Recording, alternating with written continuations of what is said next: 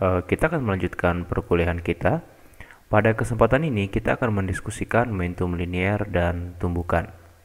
Oke, sebelum kita mendiskusikannya, kita akan mereview kuliah pada pertemuan sebelumnya. Pada kuliah sebelumnya, kita telah belajar mengenai usaha oleh suatu gaya untuk memindahkan suatu objek, di mana gaya tersebut dapat berupa gaya konstan dan gaya yang bervariasi selama terjadinya perpindahan. Jadi kita sudah belajar bahwa usaha dilakukan oleh suatu gaya untuk memindahkan suatu objek dari satu titik ke titik lainnya.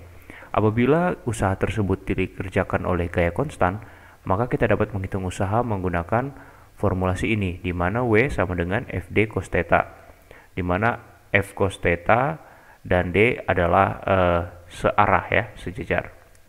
Dan kemudian apabila gaya bervariasi dari posisi awal XI sampai dengan posisi XF, maka kita bisa menghitung total usaha menggunakan integral dari sigma Fx dx sepanjang perpindahan dari XI sampai XF.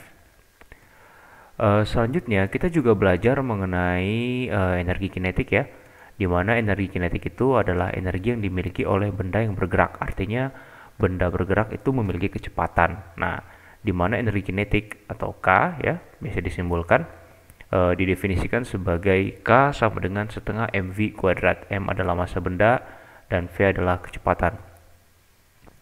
Dan kita juga belajar mengenai teorema usaha energi kinetik, di mana total usaha adalah perubahan energi kinetik. Jadi misalkan ada sebuah benda yang awalnya memiliki kecepatan VI, kemudian dikerjakan suatu gaya eksternal sigma F, maka kecepatan benda ini akan berubah menjadi VF. Maka di sini ada pertambahan energi kinetik. Nah, untuk mengubah kecepatan dari VI ke VF itu memerlukan kerja, di mana total kerja tersebut adalah perubahan dari energi kinetik, yaitu energi kinetik akhir dikurang energi kinetik awal. Ini berlaku ketika kita tidak melibatkan gesekan. Nah, kalau melibatkan gesekan, berarti di sini kecepatan yang awalnya VI akan berkurang akibat gesekan, sehingga menjadi VF. Nah, di sini pada sistem yang seperti ini ya, di mana melibatkan gesekan, maka ada energi kinetik yang hilang. Nah, energi kinetik yang hilang ini sebenarnya adalah besar dari usaha yang dilakukan oleh gaya gesek sejauh perpindahan ini ya, perpindahan D.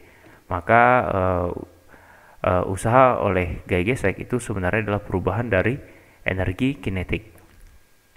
Atau bisa kita tulis hubungan formulasinya seperti ini, di mana energi kinetik awal ditambah dengan gaya luar ya, gaya yang bekerja dikurang dengan gaya gesek sama dengan energi kinetik akhir. Kemudian kita juga belajar mengenai energi potensial ya, atau U. Pada minggu sebelumnya kita belajar ada dua jenis energi potensial, yaitu energi potensial elastik atau energi potensial pegas dan energi potensial gravitasi ya, di mana energi potensial pegas itu didefinisikan sebagai setengah Kx kuadrat, di mana K ini adalah konstanta pegas dan X ini adalah jarak simpangan terhadap titik setimbang dari pegas. Kemudian kita juga belajar energi potensial gravitasi, di mana energi potensial gravitasi UG itu didefinisikan sebagai mg kali Y, di mana m adalah massa benda, G adalah percepatan gravitasi, dan Y adalah ketinggian benda dari permukaan tanah. Di mana energi potensial gravitasi ini merupakan fungsi dari ketinggian ya. Sementara energi potensial gravitasi, energi potensial pegas atau elastik ini merupakan fungsi dari simpangan.